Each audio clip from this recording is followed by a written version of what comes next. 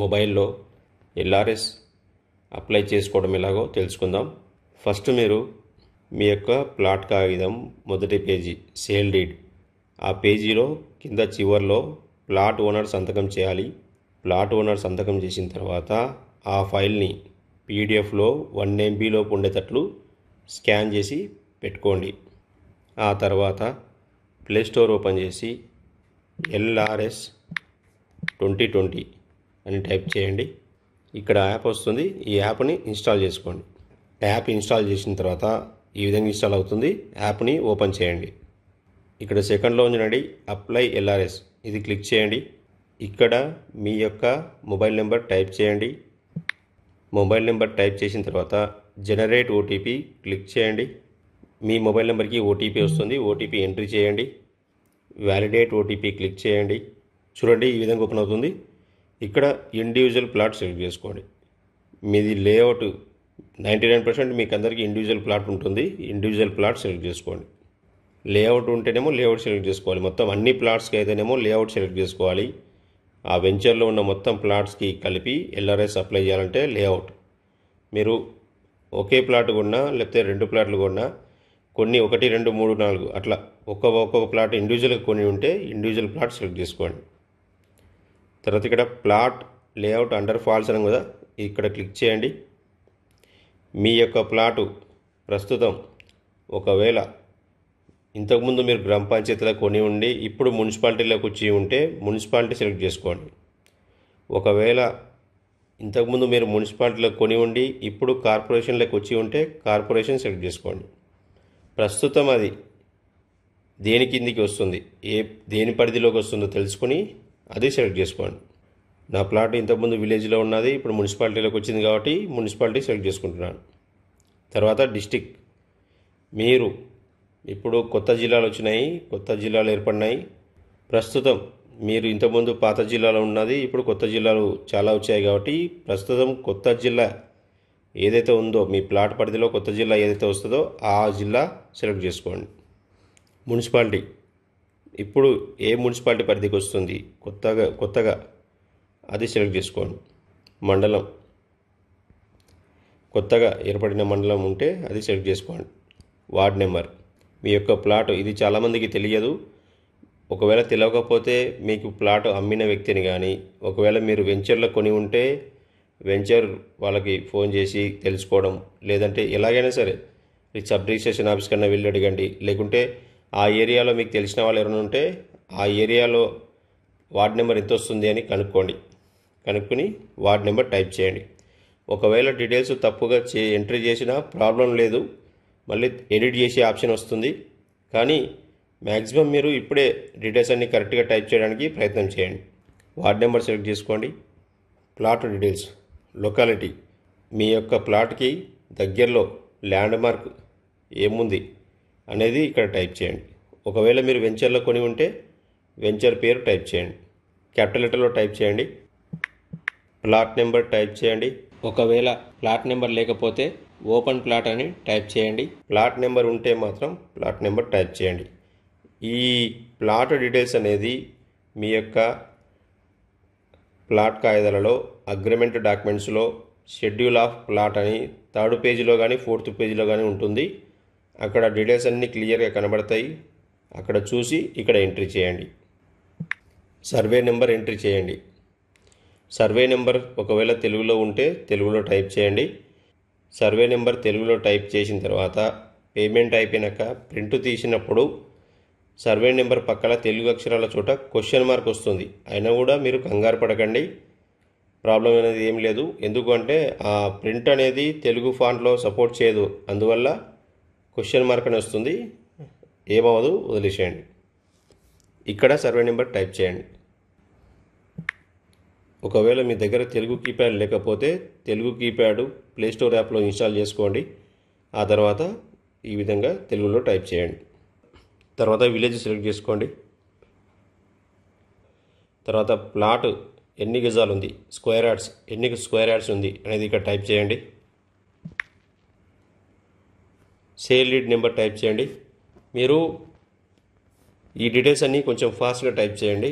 ఎక్కువ స్లో చేయకుండా వీళ్ళని తొందరగా చేయండి. ఎందుకంటే సర్వర్ ఎక్స్పైర్ అయిపోతే ట్రాన్సాక్షన్ ఫెయిల్ అని రావడము, తర్వాత అమౌంట్ పేమెంట్ కాడ ఇష్యూ రావడం జరుగుతుంది. వీలైనంత తొందరగా టైప్ చేయండి. సేల్ లీడ్ నెంబర్ అంటే మీ ప్లాట్ కాగితాలలో పైన ఉంటుంది, నెంబర్ రాసి ఉండి దాని కింద బై అని ఉండి, ఆ నెంబర్ పక్కల బై అని ఉండి సంవత్సరం ఉంటుంది. అయితే ఫస్ట్లో ఉన్నది sale lead number. Sale lead number type చేయండి. సేల్ లీడ్ ఇయర్ టైప్ చేయండి. అంటే మీరు ప్లాట్ రిజిస్ట్రేషన్ ఏ సంవత్సరంలో చేసుకున్నారో ఆ ఇయర్ టైప్ చేయాలి. మీరు సొంతంగా ఊహించుకుని కాకుండా ప్లాట్ కాగితాలలో ఏది ఉందో అది చూసి టైప్ చేయండి. సబ్ రిజిస్టర్ ఆఫీస్, మీరు రిజిస్ట్రేషన్ ఎక్కడ చేసుకున్నారో ఆ రిజిస్ట్రేషన్ ఆఫీస్ టైప్ చేయండి. అది కూడా మీ యొక్క ప్లాట్ కాగితాల్లో ఉంటుంది. షెడ్యూల్ ఆఫ్ ప్లాట్ 3rd పేజీలో కానీ 4th పేజీలో కానీ ఉంటుంది, అది చూసి టైప్ చేయండి. సేల్ లీడ్ ఫ్రంట్ పేజ్, మీరు రెడ్ స్టార్ మార్క్ ఉన్న వాటికి కంపల్సరీ సెలెక్ట్ చేసుకోవాలి. స్టార్ మార్క్ లేని వాటికి ఫిల్ చేయకపోయినా ఏం కాదు, ఫిల్ చేయాల్సిన అవసరం లేదు. ఫైల్ సైజ్ వచ్చేసి 1 MB లోపు ఉండాలి. PDF ఫార్మేట్లో మాత్రమే సపోర్ట్ చేస్తుంది, అందుకని PDF మాత్రమే సెలెక్ట్ చేసుకోండి. సేల్ లీడ్ ఫ్రంట్ పేజ్ అని కదా, ఇక్కడ చూస్ ఫైల్ అని చూడండి, ఇది క్లిక్ చేయండి. మీకు ఆల్రెడీ ఇంతకుముందు చూపించాను కదా, మీరు సేవ్ చేసుకున్న ఫైల్ని అప్లోడ్ చేయండి. చూడండి, మీరు అప్లోడ్ చేయగానే ఇక్కడ పక్కన పేరు వస్తుంది, ఈ విధంగా రావాలి. తర్వాత అప్లికెంట్ డీటెయిల్స్, మీరు ప్లాట్ కాగితాల్లో ఉన్న డీటెయిల్స్ అయినా ఇవ్వండి, లేకపోతే ప్రస్తుతం మీరు ఎక్కడ ఉంటున్నారో ఆ యొక్క డీటెయిల్స్ ఇక్కడ టైప్ చేయండి. అప్లికెంట్ నేము ఒకవేళ తప్పు పడితే మళ్ళీ సవరణ చేసుకోవచ్చు, లేదంటే ప్లాట్ కాగితాల్లో ఎలాగుందో అలాగ టైప్ చేయండి. డీటెయిల్స్ అన్నీ సేమ్ యాజ్ ఈజ్గా టైప్ చేసుకుంటూ వెళ్ళిపోండి. ఒకవేళ ప్లాట్ కాగితాలలో నేమ్ తప్పు పడితే అలాగే టైప్ చేయండి. లేదనుకుంటే మీరు ఆధార్ కార్డులో డాక్యుమెంట్ ఉంటుంది కదా, ఆ డాక్యుమెంట్ ప్రకారం టైప్ చేయండి. ఎవరికైనా అమ్మేటప్పుడు సవరణ చేసుకోవడము, లేకపోతే సబ్ రిజిస్ట్రేషన్ ఆఫీసులో తర్వాత సవరించుకొని మళ్ళీ ప్రాసెస్ చేసుకోవచ్చు. ఇప్పుడు LRS మాత్రం డాక్యుమెంట్లో ఉన్న విధంగా టైప్ చేసి అప్లై చేయండి. ఇక్కడ నేమ్ టైప్ చేయండి, ఇక్కడ ఫాదర్ నేమ్ టైప్ చేయండి, ఫాదర్ నేమ్ కానీ భర్త నేమ్ కానీ. ఇక్కడ ఆధార్ కార్డ్ నెంబర్ టైప్ చేయండి. ఈ డీటెయిల్స్ అన్నీ కూడా ప్లాట్ ఓనర్ డీటెయిల్స్ ఇవ్వాలి. మొత్తం డీటెయిల్స్ అన్నీ కూడా ప్లాట్ ఓనర్ డీటెయిల్స్ ఎంట్రీ చేయండి. జెండర్ సెలెక్ట్ చేసుకోండి, హౌస్ నెంబర్ టైప్ చేయండి. డీటెయిల్స్ అన్నీ కూడా ప్రస్తుతం మీరు ఎక్కడ ఉంటున్నారో మీ అడ్రస్ డీటెయిల్స్ ఇవ్వండి, లేదంటే మీ పర్మనెంట్ అడ్రస్ డీటెయిల్స్ అన్నీ ఇవ్వచ్చు. స్ట్రీట్ కాలనీ టైప్ చేయండి. లొకాలిటీ, మీ ఇంటికి దగ్గరలో ఉన్న ల్యాండ్మార్క్ టైప్ చేయండి. విలేజ్, సిటీ, టౌన్ ఏదైనా ఒకటి టైప్ చేయండి. డిస్ట్రిక్ట్ సెలెక్ట్ చేసుకోండి. పిన్ కోడ్ టైప్ చేయండి. ఈమెయిల్ ఐడి ఆప్షనల్, కానీ ఈ ఇన్ఫర్మేషన్ మెయిల్ కూడా వస్తుంది. ఆ రిసిప్ట్ కానీ ఏదైనా, మీరు చాలామంది రిసిప్ట్లు కూడా రావట్లేదు, పేమెంట్ అవ్వట్లేదు అని చెప్తున్నారు. అది ఒకవేళ ప్రింట్ రాకపోయినా మెయిల్కి వచ్చే ఛాన్స్ ఉంది. కంపల్సరీ ఈమెయిల్ ఐడి ఇవ్వండి. ఈమెయిల్ ఐడి స్మాల్ లెటర్స్లో టైప్ చేయండి. ఆల్టర్నేట్ మొబైల్ నెంబర్, ఇది ఆప్షనల్ కానీ ఇవ్వండి. ఏదైనా ప్రాబ్లం ఉన్నా సెకండ్ మొబైల్ నెంబర్కి మెసేజ్లు వచ్చే ఛాన్స్ ఉంది. పేమెంట్ డీటెయిల్స్, ఇది చాలా ఇంపార్టెంట్. చాలామందికి పేమెంట్ అనేది అవ్వడం లేదు, ప్రాబ్లం అవుతుంది. తర్వాత పేమెంట్ కట్ అవుతుంది, అమౌంట్ కట్ అవుతుంది, కానీ రిసిప్ట్ రావట్లేదు, ఫెయిల్ అని వస్తుందని చెప్తున్నారు. మీరు ఇది పేమెంట్ ఆప్షన్ స్పీడ్గా చేయండి, నెట్ స్పీడ్ ఉండేటట్లు చూసుకోండి.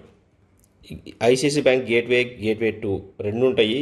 ఇది ICICI బ్యాంక్ మాత్రమే యాక్సెప్ట్ అవుతుంది అని కాదు, ఈ గేట్వే ద్వారా వెళ్తుంది. అంటే ఈ త్రూ ICICI బ్యాంక్ ద్వారా వెళ్ళి మీ అకౌంట్ నుంచి all banks, all credit cards, all ATM cards, app కూడా యూజ్ చేసొచ్చు, అన్నీ వాడచ్చు. దాని ద్వారా పేమెంట్ చేసుకోవచ్చు. ఏదైనా ఒకటి క్లిక్ చేయండి. 1000 రూపీస్ రిజిస్ట్రేషన్ ఫీ పేమెంట్ చేయాలి.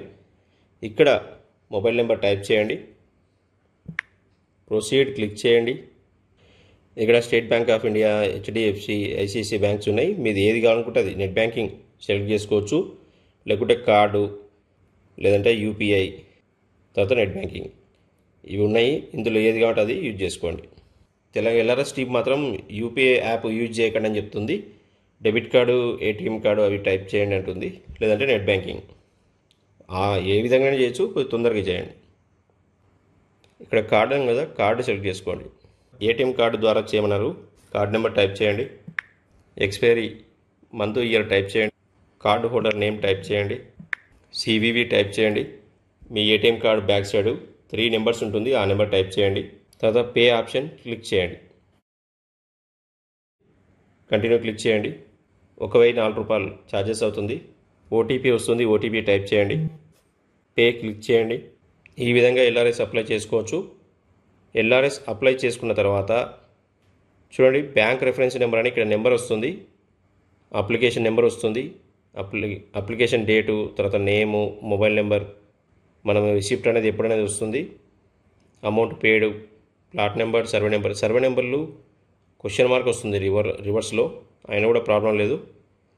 తర్వాత ఏరియా ఎంత అనేది, తర్వాత డిస్టిక్, మనం సెలెక్ట్ చేసుకున్న డీటెయిల్స్ అన్నీ వస్తాయి ఈ విధంగా. ఈ వీడియో నచ్చినట్లయితే దయచేసి సబ్స్క్రైబ్ చేయండి, లైక్ చేయండి, షేర్ చేయండి. మొబైల్లో అప్లై చేస్తాం కాబట్టి స్క్రీన్ షాట్ తీసుకుని ఉంచండి, ప్రింట్ అనే ఆప్షన్ ఉండదు. స్క్రీన్ షాట్ తీసుకోండి, రిసిప్ట్ మళ్ళీ స్టేటస్లో డౌన్లోడ్ చేసుకోవచ్చు. మెయిన్ ఈ అక్నాలజ్మెంట్ నెంబర్ ఇంపార్టెంట్, ఈ నెంబర్ ఒకటి సేవ్ చేసుకుని ఉంచుకోండి. ఈ విధంగా ఎల్ఆర్ఎస్ అప్లై చేసుకోవచ్చు.